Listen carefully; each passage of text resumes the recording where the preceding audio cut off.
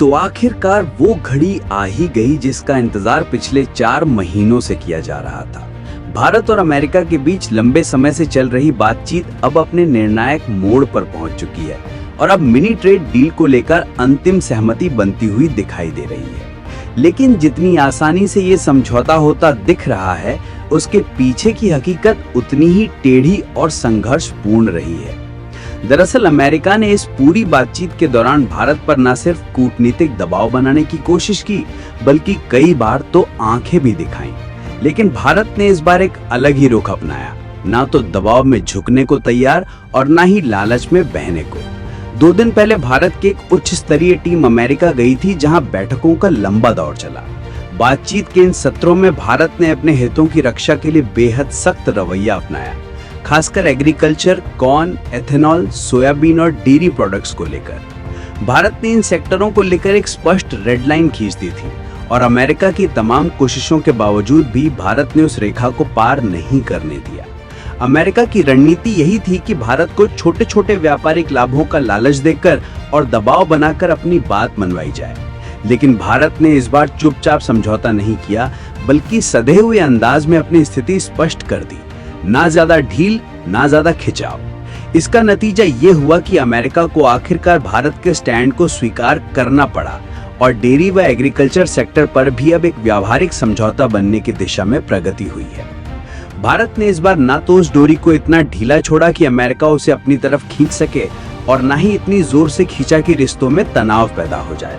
ये संतुलन ही भारत की कूटनीति की सबसे बड़ी जीत साबित हो रही है। तो दोस्तों, इस पूरे घटनाक्रम में भारत की रणनीति, आत्मनिर्भरता की सोच और राष्ट्रीय हितों को प्राथमिकता देने की नीति ने एक बार फिर दुनिया को दिखा दिया है कि भारत अब हर मोर्चे पर मजबूती से खड़ा रह सकता है। अगर आप चाहते हैं कि इसी तरह की गहरी और विश्लेषणात्मक जानकारी आपको मिलती रहे, तो हमारे चैनल को अभी सब्सक्राइब कर लीजिए। आपके एक क्लिक से हमें वो समर्थन मिलता है जो हमें और बेहतर कंटेंट लाने के लिए प्रेरित करता है। दरअसल अमेरिका ने भारत के सामने एक बार फिर सब वही पुराना खेल खेला है कि छोटे समझौते करवा लो और बड़े फायदे खुद उठा लो। लेकिन इस बार भारत ने सीधा वॉर किया है और साफ कह दिया है कि एक तरफा व्यापार अब नहीं चलेगा। और अमेरिका में चल रही बायलैटरल ट्रेड की बातचीत में अमेरिकी टीम ने जब भारत से ऑटो सेक्टर में टैक्स में छूट मांगी, तो भारत की दिल्ली से सीधा जवाब दिया गया, क्योंकि फिलहाल के समय में देखा जाए तो भारत में अमेरिका से कार इंपोर्ट करने पर 70% से 100% तक बॉर्डर शुल्क लगता है, जो कार की कीमत और इंजन क्षमता पर डिपेंड करता है। हालांकि नई ईवी नीति के तहत कुछ शर्तों के साथ इलेक्ट्रिक वाहनों पर शुल्क 15% तक कम किया गया है। लेकिन अमेरिका चाहता है कि उनकी टेस्ला की कार भारत में बिके, लेकिन उसके लिए एलन मस्क को भारत में मैन्युफैक्चरिंग प्लांट न लगाना पड़े। इसलिए उनकी डिमांड है कि टेस्ला जैसे कार इंपोर्ट पर भारत जो टैरिफ लगाता है, उसको पूरी तरह से समाप्त कर दे और 0% कर दे, ताकि इसकी मैन्युफैक्चरिंग अमेरिका अपने देश में करे, लेकिन वहां से भारत में धकाधक सप्लाई करके खूब लाभ कमाए। लेकिन भारत ने ऑटो इंडस्ट्री पर ऐसा कोई भी फैसला नहीं लिया, बल्कि उल्टा अमेरिका के खिलाफ WTO तक पहुंच गया, क्योंकि भारत अमेरिका का कोई भी दबाव झेलकर बिल्कुल भी व्यापारिक फैसला नहीं करना चाहता था, फिर चाहे वो थोड़े समय के लिए हो या फिर हमेशा के लिए। क्योंकि भारत का मास्टर प्लान पहले से ही था कि अगर टेस्ला को भारत में अपनी कार को बेचना है, तो वो भारत में मैन्युफैक्चरिंग प्लांट लगाए, तभी वो भारत में बेच पाएंगे। क्योंकि इस तरीके से भारत के लोगों को ना सिर्फ लोकल मैन्युफैक्चरिंग के माध्यम से रोजगार मिलता है, बल्कि कई मामले में इन कंपनियों का इन्वेस्टमेंट भारत में कंट्रीब्यूट होता है और भारत के लोग मेड इन अमेरिका नहीं बल्कि मेक इन इंडिया का टैग वाली कार का इस्तेमाल करते। इसीलिए भारत के द्वारा जवाब घुमा फिराकर जरूर दिया गया था, लेकिन मतलब यही था कि अगर टेस्ला भारत में टैक्स फ्री बिकेगी, तो महिंद्रा और टाटा को भी अमेरिकी मार्केट में बराबरी चाहिए। क्योंकि अमेरिका का असली प्लान था भारत के साथ कुछ लो हैंगिंग फ्रूट्स जैसे समझौते कर लो, जैसे कुछ एग्रीकल्चरल प्रोडक्ट्स का एक्सपोर्ट या छोटे टेक्निकल टैरिफ का निपटारा, और फिर इसके दम पर पूरी ट्रेड डील को अपने हक में मोड़ दो। इसीलिए अमेरिका की डिमांड थी कि टेस्ला, रिवियान जैसी ईवी कंपनियों को भारत में ड्यूटी फ्री एंट्री दी जाए, साथ ही GM और टाइसन जैसी कंपनियों को भारत की डेयरी और मीट मार्केट में खुला बाजार मिले। और यही नहीं बल्कि Amazon, Google, Microsoft जैसी कंपनियों को डेटा लोकलाइजेशन और डिजिटल टैक्स से छूट मांगी जा रही थी।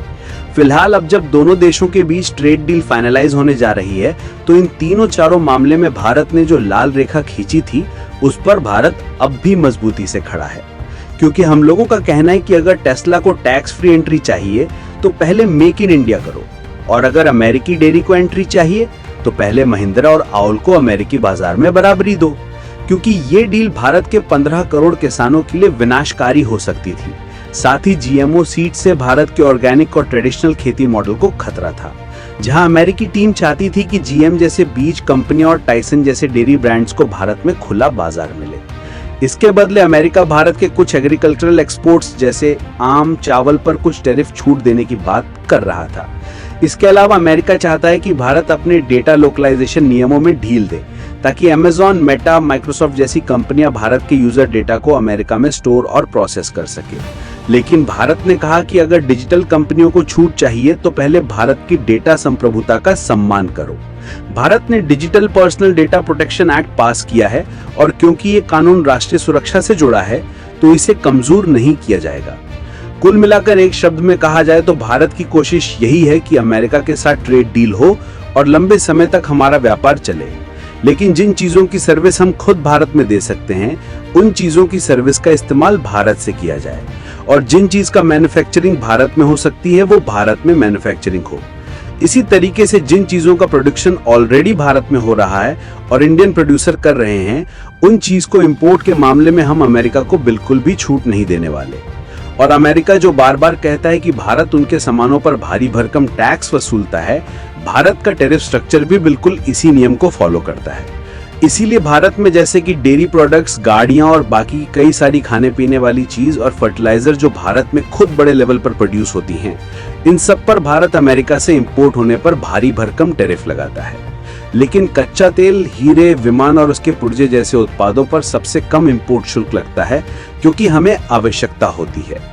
इसके अलावा खाने पीने वाले जो कच्चे तेल अमेरिका से भारत में आते हैं, साथ ही बादाम और अखरोट जैसी कुछ महंगी वस्तुओं से भारत खुद टैरिफ हटाने को तैयार है, ताकि भारत और अमेरिका के बीच ट्रेड समझौता आसानी से हो सके।